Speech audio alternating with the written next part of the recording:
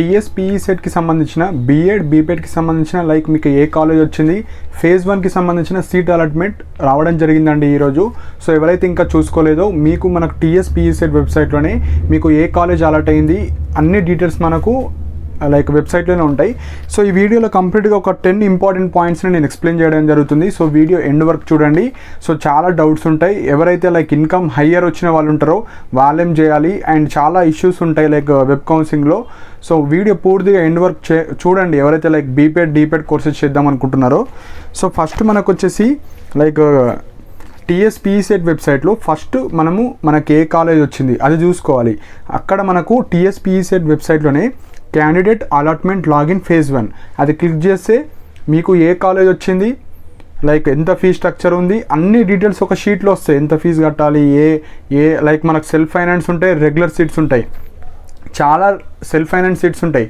So ఇక్కడ regular self finance అంటే just self finance అంటే ఎక్కువ ఫీజు ఉంటుంది అండ్ ఇంట్రెస్ట్ ఉన్న వాళ్ళకు మాత్రమే తీసుకుంటారు. కాబట్టి కొందరికి బీసీ వాళ్ళకు లైక్ ఫీజు రియంబర్స్మెంట్ ఎంత వస్తుంది ఎంత పే చేయాలి అవి కూడా చెప్తాను.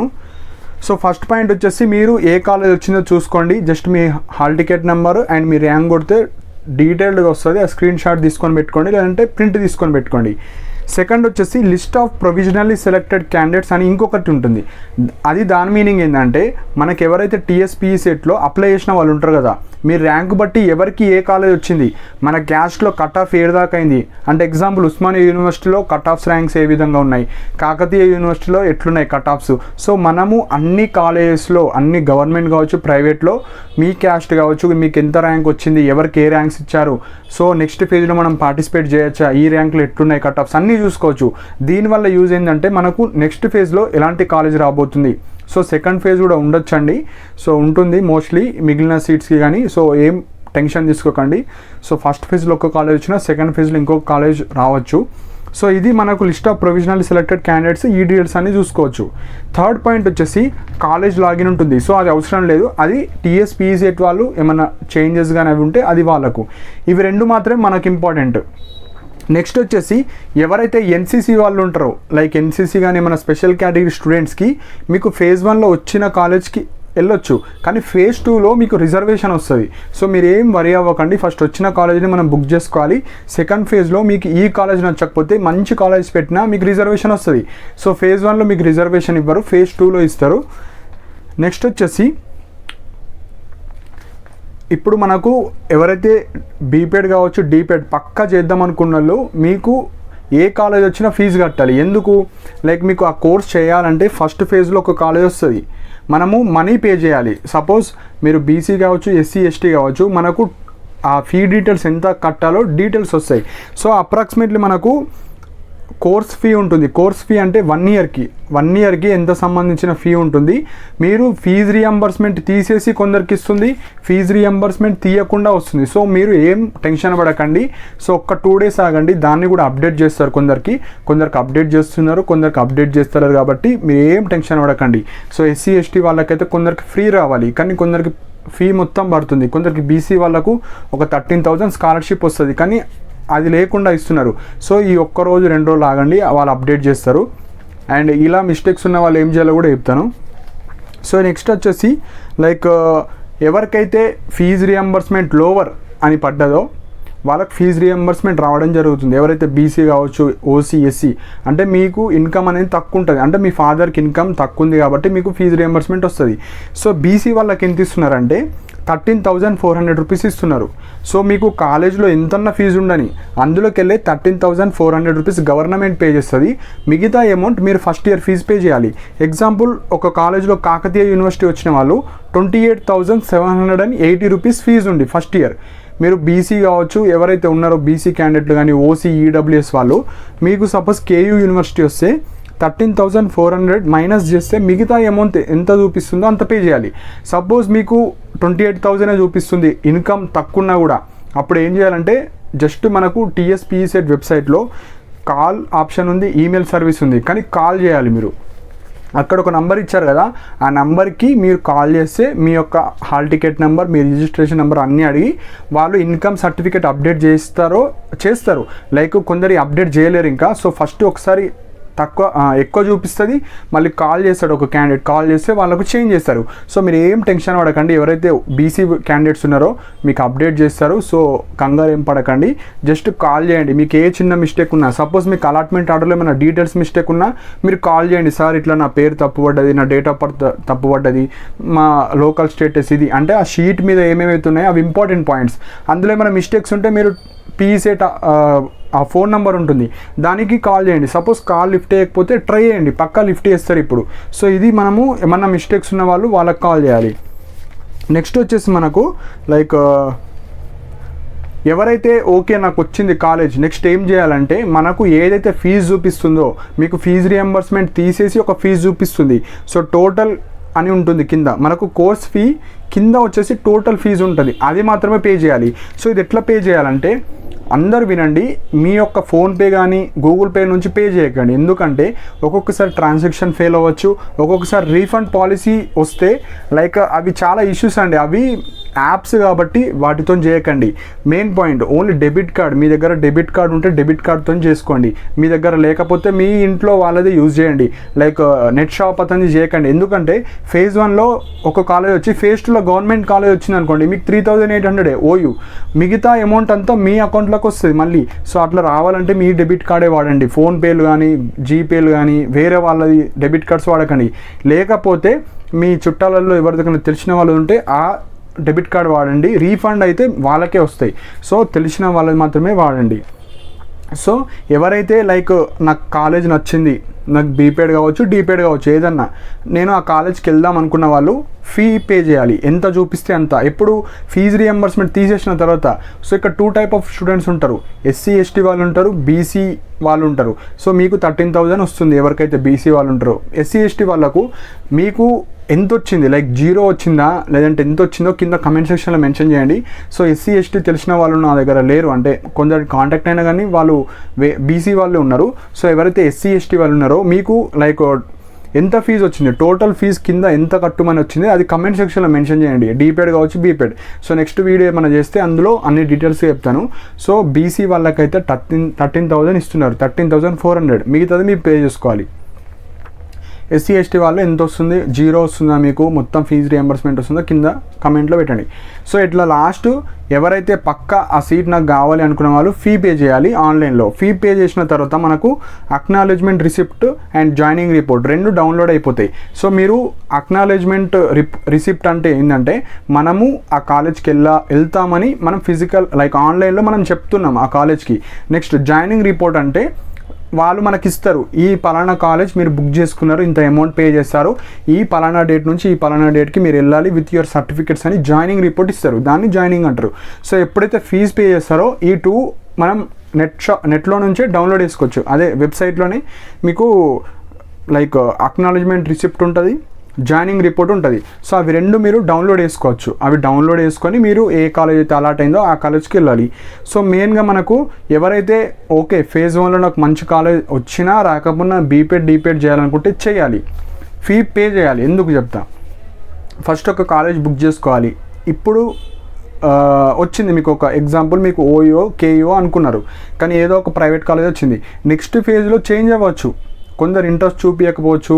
సో నెక్స్ట్ ఫేజ్లో వస్తే ఈ కాలేజ్ ఇస్తారు, మీకు ఓయూ కేయూ వస్తే ఫస్ట్ ఏదైతే వచ్చిందో అది వేరే వాళ్ళకి ఇచ్చేస్తారు. సో ఈ విధంగా మీకు కాలేజ్ కూడా చేంజ్ అవుతుంది, మళ్ళీ వెబ్ ఆప్షన్స్ పెట్టుకోవచ్చు. సో మనకు ఫిజికల్ వెరిఫికేషన్ వచ్చేసి ఎవరైతే మనీ కట్టిన తర్వాత 23 to 28 లోపు ఏదో ఒక రోజు మీరు ఈ అక్నాలెడ్జ్మెంట్ ఈ లైక్ జాయినింగ్ రిపోర్ట్ డౌన్లోడ్ చేసుకొని మీ యొక్క టీఎస్పీసెట్ హాల్ టికెట్ నెంబర్ అన్ని సర్టిఫికేట్స్, డీపేడ్ వాళ్ళు అప్ టు ఇంటర్మీడియట్ అన్ని ఒరిజినల్స్ జిరాక్స్ సెట్స్, అదే లైక్ వీళ్ళు బీపేడ్ వాళ్ళు అప్ టు డిగ్రీ అండ్ అన్ని original certificates with xerox. So with TC తీసుకొని మీరు ఏదైతే కాలేజ్ అలాట్ అయిందో, మీకు ఓయూ అయితే ఓయూ, కేయూ అయితే కేయూ, ఖమ్మం అయితే ఖమ్మం, ప్రైవేట్ కాలేజ్ అయితే ప్రైవేట్, అక్కడికి వెళ్ళి అన్నీ సబ్మిట్ చేయాలి. ఎప్పటిలోపు 28th లోపు. సో మనకు 23 to 28 వరకు టైం ఉంది, ఏదో ఒక రోజు వెళ్ళండి, కానీ తొందరగా వెళ్ళడానికి ట్రై చేయండి. తొందరగా వెళ్తే మీకు ఏమైనా మిస్టేక్స్ కానీ ఏమైనా సర్టిఫికేట్స్ ఇష్యూస్ ఉంటే మళ్ళీ వేరే కాలేజ్ మీరు ఎక్కడైతే చదివారో ఆ కాలేజ్కి వెళ్ళి మీరు సర్టిఫికేట్స్ ప్రొడ్యూస్ చేయొచ్చు. సో ఇక్కడ ఇంకా కొందరికి ఉంటారు లైక్ నాకు టీసీ లేదు, నాకు అవి లేవు ఇవి లేవు సర్టిఫికేట్ లేని వాళ్ళు, మీరు ఫస్ట్ వెళ్ళి కాలేజీలో జాయిన్ అవ్వండి. అవి వాళ్ళు ఏమైనా సర్టిఫికేట్ తీసుకొని రండి అంటే మీరు తొందరగా ఏమన్నా పాసిబుల్ అయితే మీ పాత కాలేజ్ ఎక్కడైతే ఇంటర్ చదివారో డిగ్రీ చదివారో అక్కడికి వెళ్ళి ఏమన్నా ప్రూఫ్ లాగా ఎవరికైతే ఫీజు రియంబర్స్మెంట్ వల్ల సర్టిఫికేట్స్ రాలేవో మీరు కస్టోడియన్ సర్టిఫికేట్ అనేది ఒకటి ఉంటుంది. అంటే మీ సర్టిఫికేట్స్ వాళ్ళ దగ్గర ఉన్నాయి, ఆ కస్టోడియన్ అన్న సర్టిఫికేట్ తెచ్చుకోండి. ఎవరికైతే టీసీ అలా బోనాఫైడ్ లేదో కోర్స్ కంప్లీషన్ సర్టిఫికేట్ అంటారు. అంటే పలానా స్టూడెంట్ ఇక్కడ చదివారు. సో టీసీ అయితే మ్యాండేటరీ అండి, టీసీ ఉంటేనే వాళ్ళు అడ్మిషన్ తీసుకుంటారు. కాబట్టి ఏ రీజన్ అయినా వాళ్ళకి చెప్పొద్దు, మీరు టీసీ ఇవ్వాలి. సో మీ కాలేజ్కి వెళ్ళి ఇప్పుడు మనకు 23 to 28 మంచిగా 5 days టైం ఉంది కాబట్టి మీరు గొడవ పడతారా మరి ఏం చేస్తారా, మీ సీటు పోవద్దంటే మీరు టీసీ అనేది ఆ కాలేజ్ నుంచి తీసుకొని మీరు ఈ ఏదైతే అలాట్ అయిన కాలేజ్ ఉందో అక్కడ మీరు ఇవ్వాలి. సపోజ్ నా దగ్గర టీసీ లేదు ఇస్తలేరంటే కొంచెం రిక్వెస్ట్గా ఈ కాలేజీలో అలాట్ అయిన కాలేజీలో మీరు అడిగి నెక్స్ట్ ఫేజ్లో పన్న తెప్పిస్తా ఏదో ఒకటి అనాలి. కానీ టీసీ అయితే మ్యాండేటరీ అండి, వాళ్ళు ఒప్పుకోరు. సో ఈ విధంగా మీరు కన్వే చేసుకోవచ్చు, మీ ఏదైతే కాలేజ్లో వెరిఫికేషన్ సార్స్ ఉంటారో వాళ్ళతో మాట్లాడుకోవచ్చు. సో ఎవరైతే ఫీజు కట్టారో వాళ్ళకి సీట్ క్యాన్సిల్ అవుతుంది. అంటే మీకు ఎంతైతే కోర్స్ ఫీ కట్టమంటుందో ఎస్సీ ఎస్టీ వాళ్ళకి రియంబర్స్మెంట్ వస్తే 0 లైక్ 500 కానీ ఇప్పుడు ఎగ్జాంపుల్ కొందరికి 500 చూపిస్తుంది. ఎంతైతే చూపిస్తుందో అంతే పే చేయాలి, ఎక్స్ట్రా పే చేయాల్సిన అవసరం లేదు. సపోజ్ వాళ్ళకి ఫుల్ రియంబర్స్మెంట్ ఉంటే వాళ్ళు only fund release some amount 500 or 1000 ఉంటుంది, అది మాత్రమే కట్టాలి. ఫీ ఎంత కట్టాలంటే జస్ట్ మీకు ఫైనల్ అవుట్పుట్ టోటల్ ఫీజు ఎంత అవుతుందో అది మాత్రమే పే చేయాలి, ఫీజు రియంబర్స్మెంట్ తీసేసి. సో 23 to 28 రోజు మీరు వెళ్ళాలి. సో ఈ ఫేజ్ టూ గురించి చెప్తా. మెయిన్ పాయింట్, ఇప్పుడు మనకు 2 ఆప్షన్స్ ఉన్నాయి. మీకు కాలేజ్ నచ్చితే కాలేజ్ బుక్ చేసుకొని నెక్స్ట్ కాలేజీలో వెబ్ ఆప్షన్స్ పెట్టుకోవచ్చు, అదొక ఆప్షన్ ఉంది.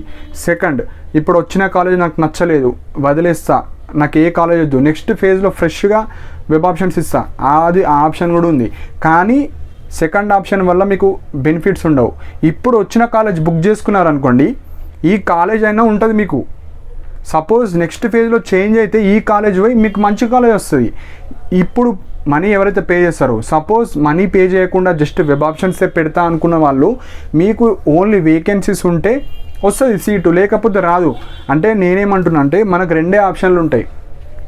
బుక్ చేసుకొని వెబ్ ఆప్షన్స్ పెడతారా, ఈ కాలేజ్ బుక్ చేసుకోకుండా వెబ్ ఆప్షన్స్ పెడతారా, మీ ఇష్టం. కానీ నేనేం సజెస్ట్ చేస్తున్నా అంటే పక్కా బీపీఎడ్ డీపీఎడ్ చేయాలంటే మనకు కాలేజ్ అయితే రావాలి. సో ఫేజ్ 1లో మీకు ఏ కాలేజ్ అయినా రాని, మీకు కేయూ వచ్చిందా, ఓయూ వచ్చిందా, ఏ ప్రైవేట్ కాలేజ్ వచ్చిందా, ఫస్ట్ దాన్ని బుక్ చేసుకోవాలంటే మీకు ఫస్ట్ ఫీ పే చేయాలి. ఫీ పే చేసి మీ కాలేజ్కి వెళ్ళి రిపోర్ట్ చేయాలి, పలానా కాలేజ్ వచ్చింది, మనకు ఈ సీట్ కన్ఫర్మ్. సపోజ్ ఇప్పుడు మీకు ఒక 10 వెబ్ ఆప్షన్స్ ఇచ్చారు, అందులో ఒక 6th కాలేజ్ వచ్చింది. సో ఇంకా 5 కాలేజ్ మంచి పెట్టారు కదా, నెక్స్ట్ ఫేజ్లో ఏం చేయండి అంటే ఈ కాలేజ్ కాకుండా ఫస్ట్ 5 కాలేజ్ మాత్రమే పెట్టండి. సో అప్పుడు ఆ 5 కాలేజ్లో ఏదన్నా కాలేజ్లో సీట్ వేకెన్సీస్ ఉంటే అది మీకు ఇచ్చి ఈ కాలేజ్ వేరే వాళ్ళకి ఇచ్చిస్తారు.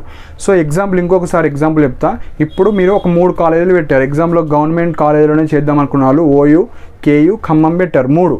సపోజ్ మీ ర్యాంక్ చిన్నగా తక్కువ వచ్చినందుకు మీకు సపోజ్ ఖమ్మం వచ్చింది, కానీ మీరు ఏమనుకుంటారు, అబ్బా ఓయూ కేలో వస్తే బాగుండు అనుకుంటారు.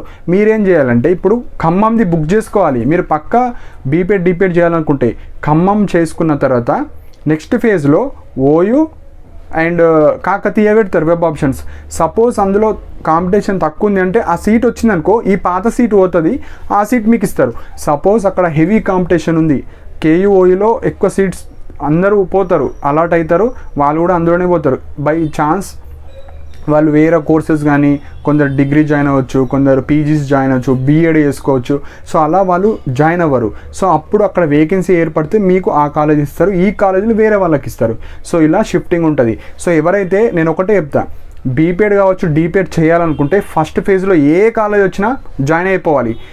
లేకుంటే ఇప్పుడు నాకు నచ్చలేదు ఇది జాయిన్ అవ్వ, నేను ఓన్లీ వెబ్ ఆప్షన్స్ పెడతా, మళ్ళీ అందులో వస్తే జాయిన్ అవుతా అంటే అది ఎవరికి మంచి కాలేజ్ వస్తే చేస్తా అనుకున్న వాళ్ళకు సెకండ్ ఫేజ్ వెబ్ ఆప్షన్స్ ఇవ్వండి.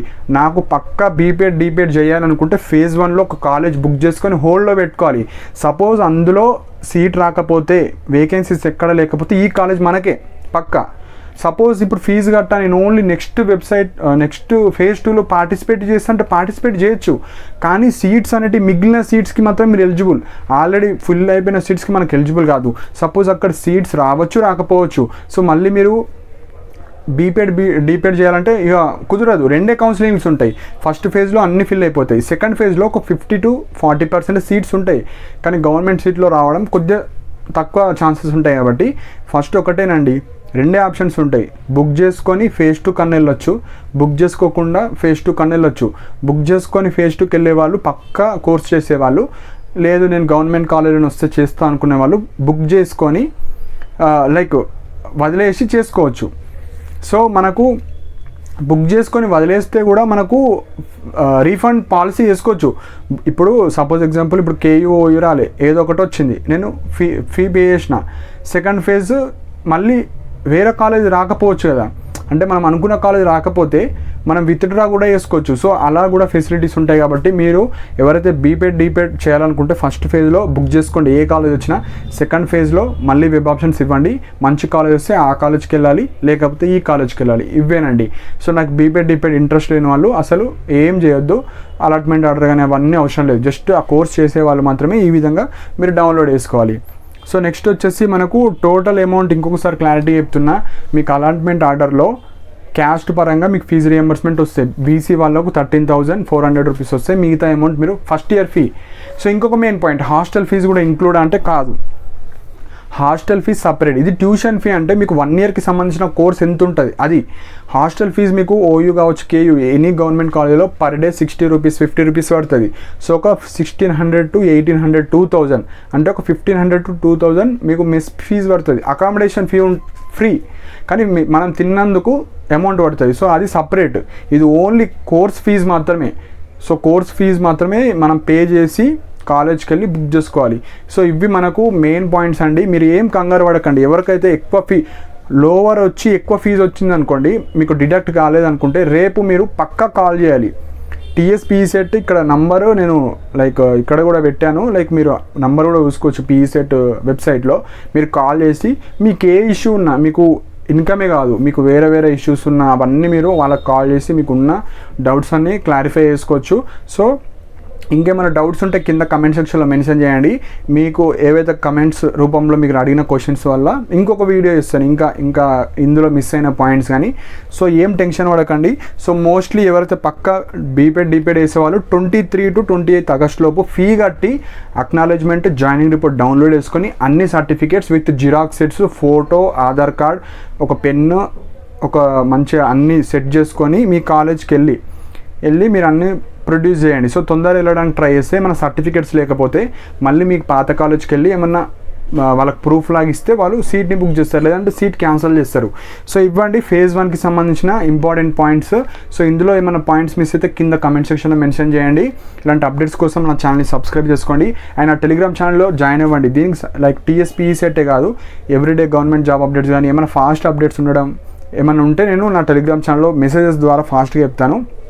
ఫస్ట్ థింగ్ టెన్షన్ పడకండి, ఫీజు రియంబర్స్మెంట్ వస్తుంది, కాకపోతే వాళ్ళు అప్డేట్ చేయలేరు. ఒక 3 days ఆగండి. అప్డేట్ అయిన వాళ్ళు ఫీ పే చేసి డైరెక్ట్ మీరు కాలేజ్కి వెళ్ళిపోండి విత్ సర్టిఫికేట్స్. సో ఇవ్వండి. ఎవరైతే బీపేడ్ డీపేడ్ కోర్సెస్ చేద్దాం అనుకుంటున్నారో మంచి కెరియర్ పాత్ ఉంటుంది కాబట్టి నెగ్లెక్ట్ చేయకండి. ఇంకేమైనా డౌట్స్ ఉంటే కింద కమెంట్ సెక్షన్లో మెన్షన్ చేయండి. And thank you for watching my video.